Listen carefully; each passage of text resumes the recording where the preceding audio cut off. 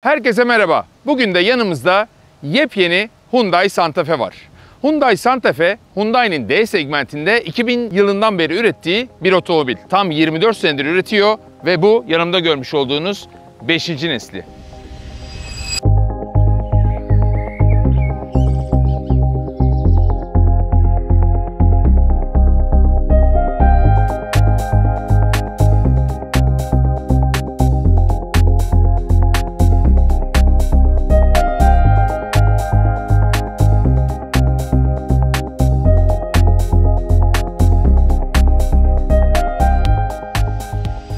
Şimdi videonun girişinde otomobil kendi kendine gidiyordu. Peki bu nasıl gerçekleşiyordu? Aslında bir önceki nesil Hyundai Santa Fe'de de vardı bu ama size tekrar göstereyim. Anahtarı şu şekilde ve anahtarın yan tarafında düğmeler var. Otomobili özellikle böyle otoparklarda çok sıkışık yerlerde hani bazen içine giremezsiniz ya, o tip durumlarda içeriden çıkarmak ya da tekrar sokmak için kullanılan bir sistem bu. Çok farklı bir sistem. Şurada düğmeleri var. Bu düğmelerine ileri ya da geri hareket ettirebiliyorsunuz. Bakın şimdi basıyorum. Tabii otomobilin biraz yanına gitmem gerekiyor. Uzaktan çoluk çocuk oynamasın diye. Ve bu şekilde geri geri otoparktan çıkartabiliyorsunuz. Ya da diğer düğmeye bastığım zaman aynı şekilde tabii biraz yavaş hareket ediyor ama güvenlik amacıyla tekrar ön tarafa doğru gelebiliyor.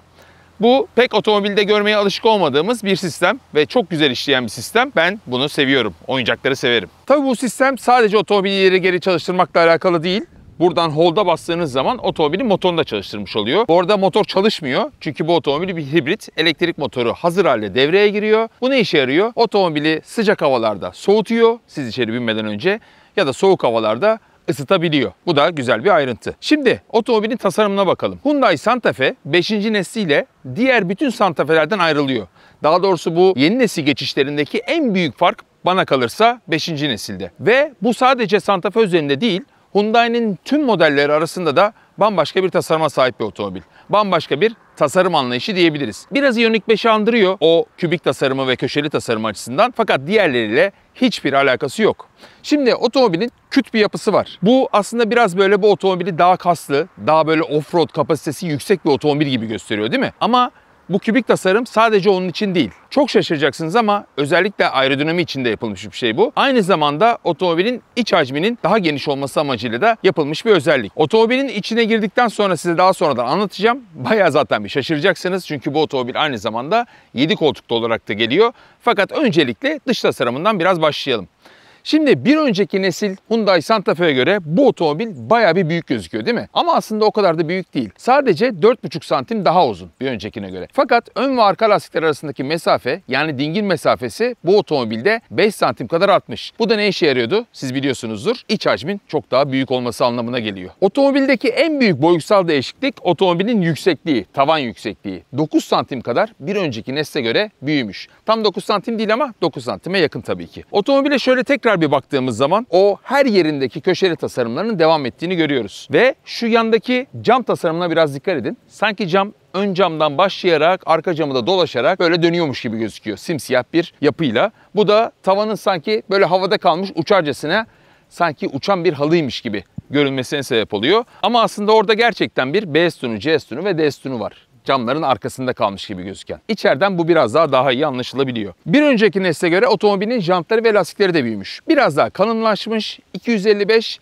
45-20 ebadına kavuşmuş. Tabii jantlar da bu boyuta daha yakışması amacıyla 20 inç olmuş. Şimdi otomobilin önü de çok farklı. Arkası da farklı. Sanki otomobilin önüyle arkası biraz böyle farklı tellerden çalıyor gibi gözüküyor ama aslında öyle değil. Otomobilin ön tarafına da baktığınız zaman farlardan devam eden şu ızgarayla beraber ve diğer fara kadar uzanan bir görüntü var. Bu da otomobile sanki bir maske takmış havası veriyor. Şu alttaki havalandırmalar da onlarla uyumlu ve bunlar aktif. Otomobili çalıştırdığınız zaman bunlar açılıyor ve kapanıyor. Tabii otomobilin motor sıcaklığına göre de açılıp kapanmasını otomatik olarak ayarlıyor. Farlara gelirsek farlarda şöyle bir H amblemi yanıyor gündüz farlarında. Fakat şu araları boş. Sanki böyle biraz daha piksel piksel yapılmış gibi. Bu da aslında otomobilin tasarımıyla çok uyuyor. Otomobilin tasarımı aslında biraz böyle Minecraft karakterlerine de uygun.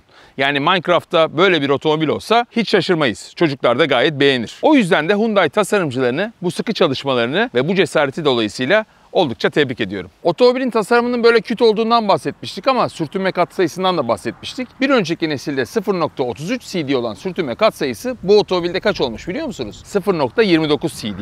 Bayağı başarılı bir değer. Benim diyen otomobile taş çıkartır. Gelelim otomobilin arka kısmına. Arka kısım biraz tartışılır. Tartışılıyor da. Çünkü otomobilin arkası çok daha marjinal. Özellikle önüne göre. Bunun tabii bazı sebepleri var. Mühendislik olarak bazı sebepleri var.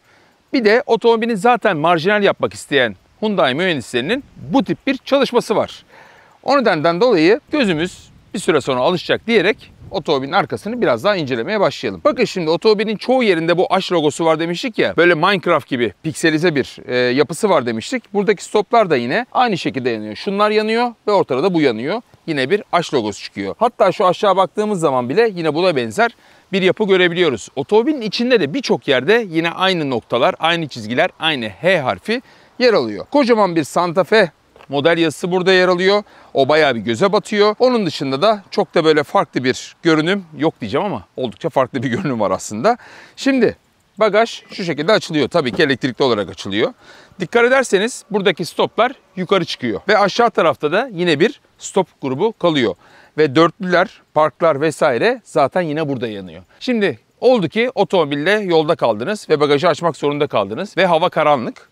Bu karanlık havada siz bagajı açtığınız zaman yine bunlar yanması neticesinde orada bir otomobil belirlenmiş oluyor. Aslında bu bir güvenlik mevzusu. Yani bir ara Audi'lerde de vardı hatırlarsanız. Bagaj kapağını açıyordunuz. Burada yine ikinci bir stop daha çıkıyordu. Bu da onun gibi bir şey.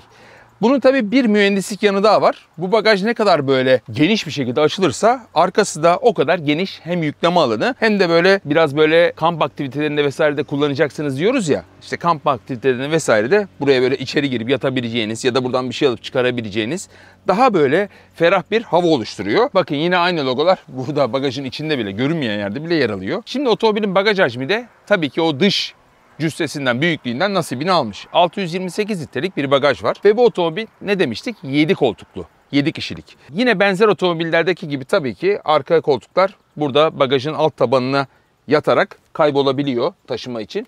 Bunu açtığınız zaman bakın ve bunu da açtığınız zaman iki tane yine yetişkinin oturabileceği koltuk çıkıyor. Burası zaten 2 kişilik olarak sayılıyor. Orta koltuğa 3 kişi oturuyorsunuz. Ön koltukta 2 olmak üzere 7 kişilik olmuş oluyor.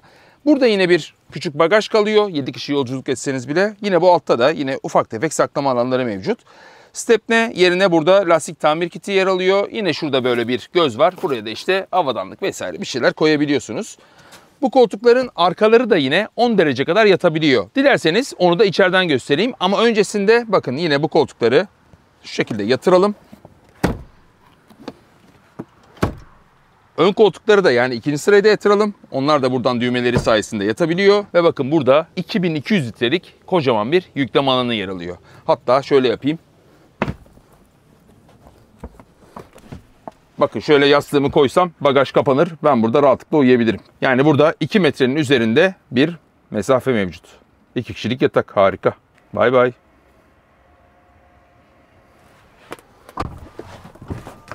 Şuradan çıkayım. Ne dedik? Otomobilin içi çadır gibi, karavan gibi. Çok rahat. Şimdi arka koltuğu size göstereceğim ama öncesinde bakın burada da birkaç tane detay var. Onlardan da bahsetmek istiyorum. Şurada koltuğun üzerinde bir buton var ve elektrik yardımıyla koltuğu böyle yukarı doğru kaldırabiliyorsunuz. Biraz basılı tutarsanız burada da bayağı bir aslında açı değişikliği yapabiliyorsunuz. Hatta onu size şöyle göstereyim. Bakın en dik böyle, en yatık durumda da bu şekilde seyahat edebiliyorsunuz. Şimdi şu düğmeden kaldırıp indiriyorduk ya. Bu düğmenin aslında birkaç tane farklı versiyonu var. Buraya farklı yerlerden kumanda etmek amacıyla yapılmış. Bir tane burada düğme var. Yine buna basarak yine aynı şekilde açıp kapabiliyorsunuz. Burada yine bir kol var. Kolla yine sırtlığı ayarlayabiliyorsunuz. Eğer arka koltuklardaysanız, 3. sıradaysanız yine buna basıp yine aynı şekilde ayarlayabiliyorsunuz. Bunun elektrik destekli olması da bayağı ilginç. Bakın basıyorsunuz önce, sonra çekiyorsunuz. Aynı zamanda bu koltuklar öne bakın ya da arkaya da kaydırılabiliyor. O da bambaşka bir özellik. Yani otomobili çok fonksiyonel kılmış oluyor. Bakın şimdi koltuğun iki tarafında birer tane USB-C var. Buradan şarj edebiliyorsunuz. Sonra burada bir çekmece var ve bayağı derin bir göz bu ve altı halalı. Ses çıkarmayacak şekilde yapılmış. Bu yetmedi mi? Bakın bu ortadaki göze kol dayamanın altına buradan da ulaşabiliyorsunuz. Bu da çift taraflı olarak açılıyor. Buradaki bakın kapı arkası cepleri de sert materyalden yapılmış. Buraları da lastikli. Bu da oldukça şık gözüküyor. Bakın yine aynı logolar burada da mevcut. Burada da yine asma halkaları var. Sağda ve solda olmak üzere. Hemen şöyle oturayım. Özellikle sırt yatıkken diz mesafesine bakın. Ki bu koltuk yine geride. Şimdi kapıya bu şekilde baktığımız zaman bakın burada yine 2 tane bardaklık var. Bunu açıyorsunuz. Burada da 2 tane bardaklık var. Üst tarafta bu arada bir sunroofunuz, cam tavanınız var. Hatta onu da şuradan. Tabii ki bu cam tavan yukarı doğru açılmıyor. Sadece perdesi açılıyor ve cam tavan ortaya çıkıyor. Bu da yolculukları çok daha ferah kılıyor. Buradaki materyaller çok güzel. Yumuşak deri, dikişli. Buradaki alüminyum, fırçalanmış alüminyum görüntü çok güzel. Şuradaki ahşap görüntüsü çok güzel. İşte yine beyaz deri burada. 3 kademeli koltuk ısıtmalarımız var. Ön koltuklarda ekstra soğutmalarımız da var. Burada bakın yine perdemiz mevcut. Yani otomobilin arkası da önü kadar rahat, yolcuları düşünerek tasarlanmış bir yapıya sahip. Hatta 3. sıra koltuklar için de aynı şeyi söylüyorlar. Bir de gelin isterseniz 3. sıra koltuklara bakalım. Bakalım gerçekten öyle miymiş? Bunu böyle orta konuma getirelim. Çok dikte olmayacak şekilde. Bir fırt da şöyle öne çekelim. Şu yandaki düğmeye basıyoruz. Sonra içeri şu şekilde giriyoruz. Şimdi Hyundai, şunu da kapatalım. Biraz da arkaya alalım. Şu başlarımızı da kaldıralım. Şuradan da şunu çekelim. Sırtlarımızı da 10 derece kadar yatıralım ve burada baksanıza bayağı baş mesafesi var. Bir önceki Santa Fe de yine 7 koltuklu olarak geliyordu. Fakat böyle bir baş mesafesi yoktu. Arka taraf bu kadar rahat değildi. Diz mesafesini de şuradan görebiliyor musunuz bilmiyorum ama yine yaklaşık 2-3 parmaklık bir diz mesafem de burada mevcut. Ve kol dayamamla birlikte aslında burada gayet rahat uzun yolculuklar bile yapılabilir. Ki ben 1.90 boyundayım bu boyuma rağmen. Bu arada yine Hyundai yetkililerinin söylediği 3. sıradaki baş mesafesinin 7 santim kadar artmış olması. Bu da zaten gayet belli oluyor. Bu arada arkada 3. bölge içinde ekstra bir klima var. Normalde 3 bölgeli klima derler ya, 3. bölge burada. Buradan ayarlayabiliyorsunuz şiddetini vesaire her şeyini. Aynı zamanda burada yine bir 220 volt soketimiz var. Normal ev prizi gibi olan ve burada yine birer tane USB-C bağlantımız var. Şarj etmek için telefonlarımızı. Yine burada 2'şer tane de bardaklığımız mevcut. Yani arka tarafı da 3. sırayı da hiç unutmamış Hyundai mühendisleri. O zaman nihayet ait olduğumuz yere geçelim. Yani sürücü koltuğuna. Şuna basıyorum. Ve girmesi çıkması çok zor değil. Tabii sürekli kullanmayacaksın ama zor değil. Santa Fe'nin ön tarafı da oldukça ferah, oldukça geniş. Özellikle de bir önceki nesil Hyundai Santa Fe'ye göre. Şimdi burada farklılıklar var ama bu farklılıklar aslında diğer Hyundai modellerinden alınmış parçalarla geliştirilmiş. Şimdi öncelikle burada bir ekran var. 2 tane 12.3 inç ekrandan oluşan bir yapı bu.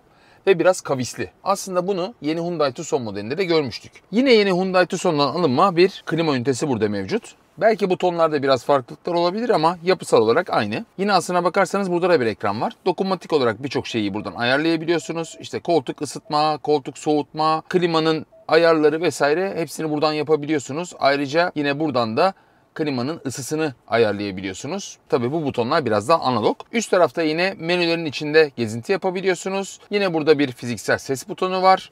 Direksiyonda da tabii ki bunları ayarlayabiliyorsunuz. Fiziksel ses butonu önemli. Çünkü bu otomobilin içinde standart olarak gelen, daha doğrusu Türkiye donanımı tek donanım paketinde geliyor progresif olarak ve bunun içinde de yine Bose'nin 12 hoparlörlü oldukça güçlü, subwooferlı bir müzik sistemi mevcut. Bayağı da güzel çalıyor. Özellikle yüksek seslerde hiç bozmayan, çok güzel, çok net, şıkır şıkır bir sesi var. Onun dışında yine birçok yerde bu otomobilde gözler mevcut. İşte şu konsolun alt tarafında da yine kocaman bir göz var. Burada yine güzel bir özellik var.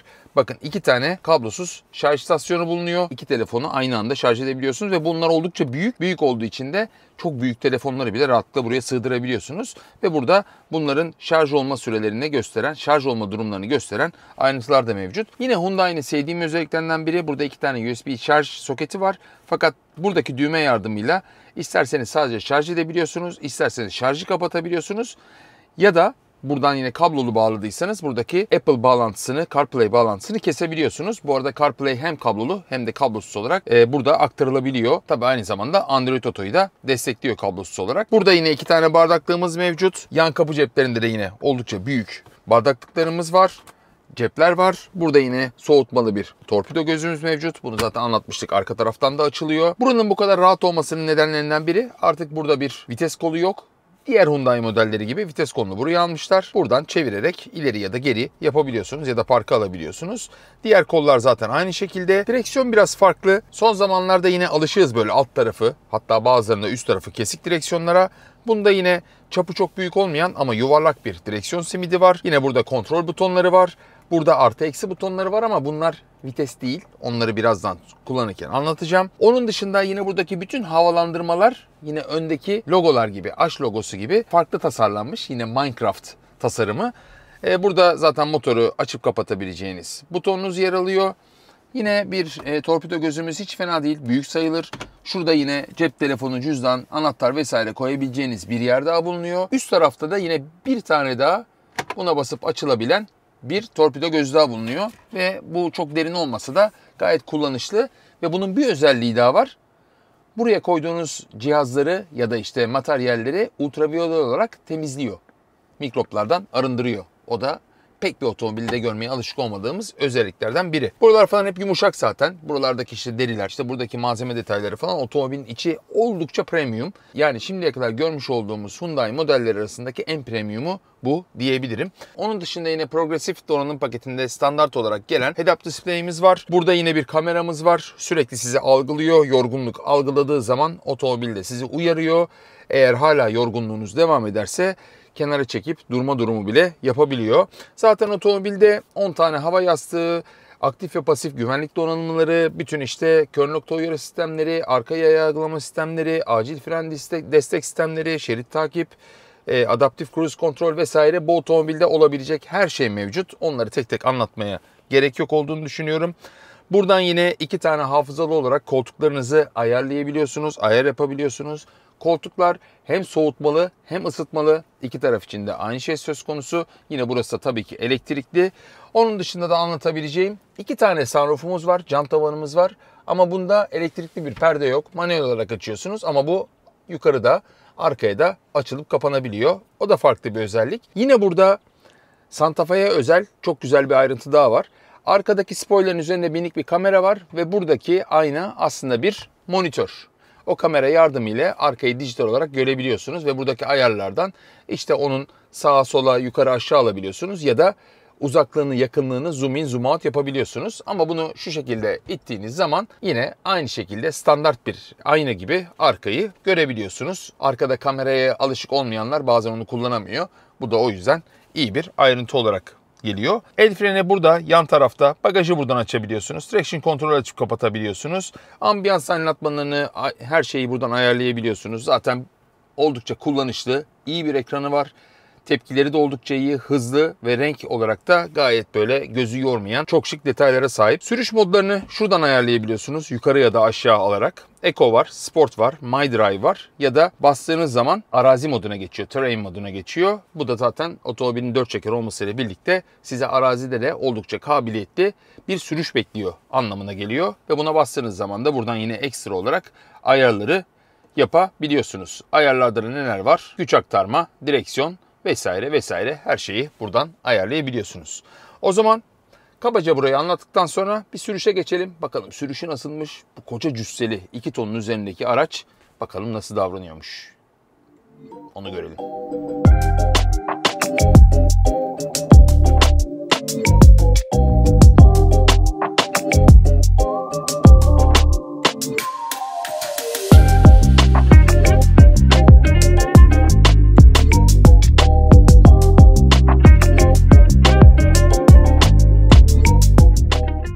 Hyundai Santa Fe'nin içi de dışı kadar aslında farklı. Geniş, ferah ve içinde olmayı sevdiren bir otomobil. İçinde iyi hissettiriyor diyebilirim. Bir kere görüş açıları çok geniş, oldukça ferah payı var. Tabi burada otomobilin daha açık renklerde ve farklı renklerde olmasının da büyük payı var. Hemen malzeme kalitesinden biraz bahsedeyim. Bakın her yeri yumuşak. Burada dikişler, deriler, şuradaki farklı alüminyum detaylar, buradaki ahşap görünümlü detaylar vesaire çok güzel. Yani Hyundai'nin şimdiye kadar görmüş olduğum en böyle premium otomobillerinden biri olduğunu söyleyebilirim herhalde. Donanımsal olarak zaten pek bir şey anlatmaya gerek yok. Bu otomobilde neredeyse yok diyebiliriz. İşte koltuk ısıtması, soğutması, işte 3 bölgeli kliması, bütün aktif ve pasif güvenlik donanımları, işte head-up display'i, çift cam tavanı vesaire vesaire. Yani bu otomobilde yok diyebiliriz. Hemen konforuna geçersek otomobil evet böyle biraz daha küt yapılı, sanki böyle daha konforsuz, özellikle yolda giderken rüzgardan daha çok etkilenecek böyle biraz kütür bir otomobil gibi dışarıdan görünüyor olabilir ama içine bindiğiniz zaman o küt tasarımı çok fazla hissetmiyorsunuz. Şimdi böyle sürüş zevki, konfor vesaire açısından da düşünecek olursanız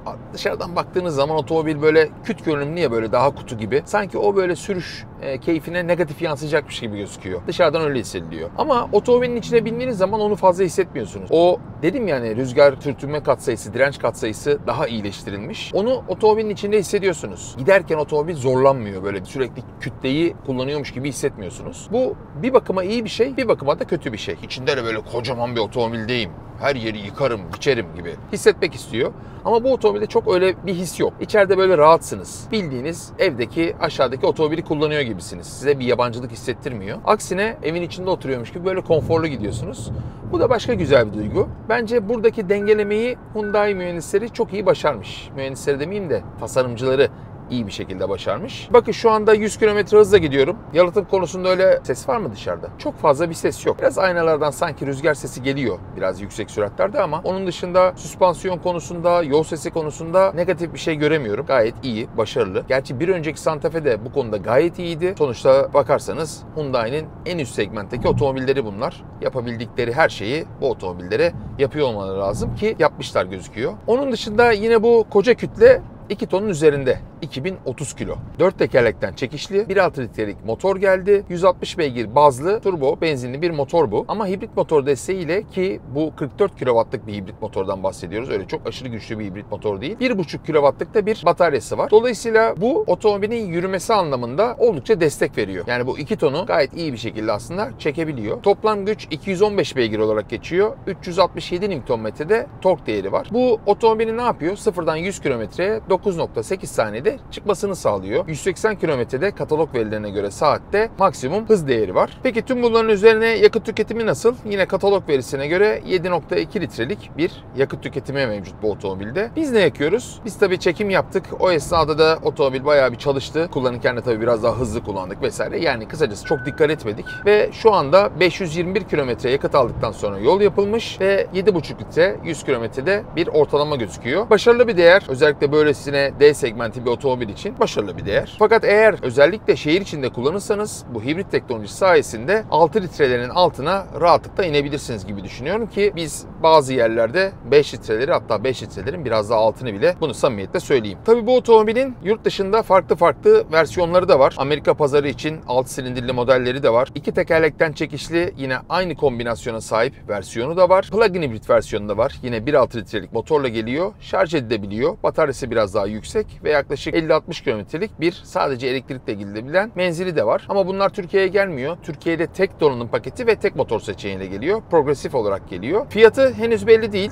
ama Hyundai'nin en pahalı modellerinden biri olacağı kesin. Bir önceki model bile zaten 3 milyonun üzerinde bir fiyat etiketi vardı. Bunun da yine 4 milyon bandına yaklaşacağını düşünüyorum ki şu anda 2024 yılının Eylül ayının içindeyiz. Şimdi 4 tekerlekten çekişli olarak çalışıyor ama güç aktarımı yine ortada bir şaftla gerçekleşiyor. Bazı hibritlerde biliyorsunuz elektrik motoru, işte arka aksı, normal içten yanmalı motor, ön aksı destekleyerek 4 tekerlekten çekişli oluyor ama bu gerçekten 4 tekerlekten çekişli bir otomobil. Sürüş modları anlamında da burada bunu destekliyor. 3 tane sürüş modumuz var. Buradan ayarlayabiliyorsunuz. Eco, Sport ve My Drive adı altında kişiselleştirebileceğiniz bir versiyon bulunuyor. Bu düğmeye basarsanız Terrain moda geçiyor. Terrain mod arazi modu anlamına geliyor. Bunun da 3 tane modu var. Snow yani kar, mud yani çamur ve sand olmak üzere yani kum olmak üzere 3 tane de modu var. Biz tekrar Drive moduna geçelim. Drive modda da Eco moduna geçelim. Hatta Sport'a geçelim. Bakalım gaz tepkileri nasılmış onu da görelim. Basıyorum.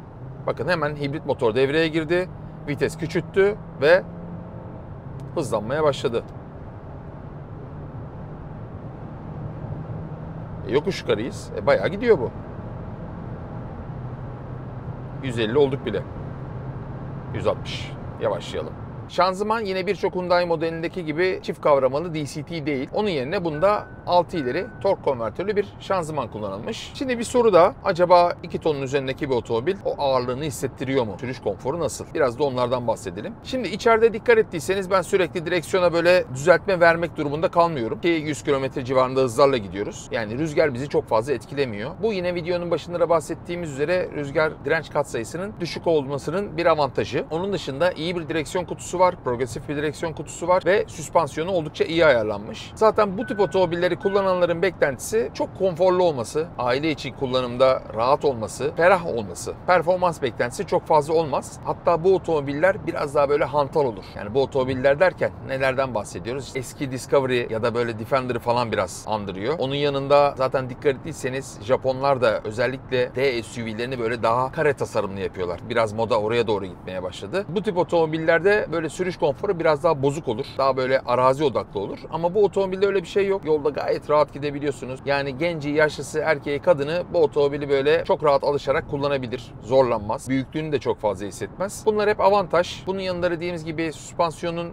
iyi ayarlanmış olması performans anlamında da otomobile olumlu katkılarda bulunuyor. Evet, bakın şimdi şerit değiştirmelerde otomobil biraz daha yatıyor ama size rahatsızlık vermiyor. Hani bazı otomobiller böyle kütle şeklinde yatarlar. Ondan sonra siz böyle direksiyona 2 kere düzeltme vermek zorunda kalırsınız. Bunda öyle bir şey yapmıyorsunuz. Yatıyor ama oldukça böyle kontrollü bir şekilde yön değiştirebiliyor. Böyle virajlarda vesaire de otomobil oldukça dengeli. Yani benim beklemediğim kadar hatta dengeli diyebilirim. Ben çünkü bundan biraz açıkçası hantallık bekliyordum. Öyle bir hantallık yok. Hem motor anlamında hem de sürüş anlamında. O nedenle bu otomobili oldukça beğendim. Şimdi gelelim asıl sorumuza. Ben bu otomobili alır mıyım? Ben bu otomobili almak isterim aslında. Hatta eşimle de otomobile bindik. Daha görür görmez çocuklarla birlikte Minecraft otomobili ne kadar güzel bir şey bu dediler. Otomobile bindiler, orasını kurcaladılar, burasını kurcaladılar ve çok hoşlarına gitti. Otomobilin fiyatı şu anda biz kullandığımız zaman net belli değil ama tahminlerime göre bir önceki Santa Fe'de zaten 3 milyonun biraz üzerinde bir rakamla geliyordu. Bu otomobile eklenen bu eklentiler, donanımlar vesaire, bir de otomobilin tabii yeni olması bu otomobili herhalde 4 milyonlara doğru iter diye düşünüyorum. Bakalım tahminimiz nasıl çıkar bilmiyorum. Önümüzdeki haftalarda otomobilin fiyatı belli olacak. Belli olduğu zaman eğer izlerseniz aşağı yorumlarınızı yaparsınız. Ben bu otomobili almak isterim açıkçası. Alternatifleri ne var? D SUV derseniz şu an piyasada Peugeot 5008, Skoda Kodiaq gibi otomobiller var. Onun yanında bir de premiumlar var. Premiumların yanında bir de Japonlar var. Yeni mesela Toyota Land Cruiser vesaire de buna çok benzer bir yapıda geliyor. İşte yine Range Rover'ın ve Land Rover'ın modelleri var vesaire vesaire. Yani aslında bu otomobil herkesin rahatlıkla kullanabileceği, işte ailenizde, şehir içinde çocukları da okula götürebileceğiniz, işe gidip gelebileceğiniz, tatile gideceğiniz zaman sülalece binip gidebileceğiniz bir otomobil. Aynı zamanda hafta sonları işte kampa vesaire gittiğiniz zaman şu arkaya dediğiniz gibi yatak bile yapıp içinde uyuyabilirsiniz bile. Aslında bir de arazi şartlarında vesairede 4 tekerlekten çekişli olması ve yüksek olması nedeniyle de oldukça kabiliyetlidir diye düşünüyorum. Daha otomobil yeni, araziye girmedim açıkçası. Belki ileride böyle bir videoda çekeriz. Umarım videoyu beğenmişsinizdir. Beğendiyseniz beğenme butonuna basmayı unutmayalım lütfen. Videomuzu bol bol paylaşırsanız seviniriz. Video ile ilgili, otomobille ilgili sorularınız varsa aşağı yorum olarak yazarsanız yine seviniriz. Kanalımıza zaten abone olduğunuzu düşünüyoruz. Eğer abone değilseniz de abone olup özellikle o çan simgesine tıklayıp bildirimlerinizi açarsanız biz her yeni video yüklediğimizde ilk izleyenlerden biri de siz olursunuz. Hoşça kalın. Kendinize iyi bakın. Bu arada otomobil arada bip bip bip bip ötüyor. O neden ötüyor biliyor musunuz? Burada dedim ya bir kamera var. O kamera beni algılıyor. Ben de buradan çünkü kameraya bakıyorum ya sürekli. Diyor ki yola bakmıyorsun. Devamlı uyarıyor beni. Hyundai'de böyle şeyler var. Sürekli sizi uyarır. Görüşmek üzere.